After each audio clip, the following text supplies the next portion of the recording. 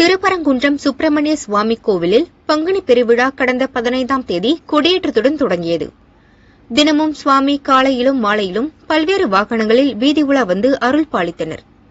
விழாவையொட்டி நவரத்தினங்கள் பதித்த செங்கோல் மற்றும் சேவல் கொடி வழங்கி வேத மந்திரங்கள் முழங்க சுப்பிரமணியருக்கு பட்டாபிஷேகம் நடைபெற்றது. விழாவின் முக்கிய நிகழ்வாக சுப்பிரமணியர் தெய்வானை திருக்கல்யாண வைபவம் வெகு விமரிசையாக நடைபெற்றது.